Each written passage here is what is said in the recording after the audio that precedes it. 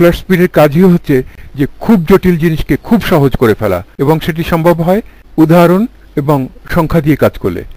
সংখ্যার সঙ্গে মানুষ পরিচিত এবং সংখ্যা দিয়ে কাজ করলে আমরা চট করে সেগুলি বুঝতে পারি। সুতরাং আমরা এখন কি করছি, আমরা ধরে নেব যে একজন মানুষ 10,000 টাকা বেতন পাচ্ছিল, এখন 12,000 টাকা বেতন পাচ্ছে, আর আগামী 5 বছরে তার কোনো পরিবর্তন হলো না।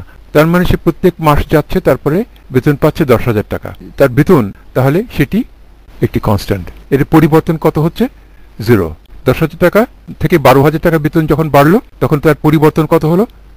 2,000। আমরা পরে যেটি পেলাম সেই কোয়ান্টিটি মানে হলো Q2 minus Q1, আমরা করলাম 12,000 minus 10,000 which is equal to 2,000। 2,000 হচ্ছে আমরা ডেল্টা অক্ষর দিয়ে লিখতে পারি 2,000। সে 1 বছর পরে কত টাকা বেতন পেল? তাহলে আমরা একটি অপারেটর ব্যবহার করব, দুভাবে করতে পারি। একটি হলো জানুয়ারি ধরলাম 12,000 টাকা বেতন হয়ে গেছে, 12 মাসে 144,000 টাকা, তার মানে 12কে একটি অপারেটর দিয়ে আমরা গুণ করলাম, অপারেটরটি 12 টাইমস। এই অপারেটর দিয়ে গুণ করলে আমরা যে ইনপুট দেব আউটপুট 12 গুণ হয়ে যাবে। তার মানে বেতন, মাসিক বেতন হলে সে বেতন পাবে 1,44,000 টাকা। 144 মানে হলো 1,44,000 টাকা।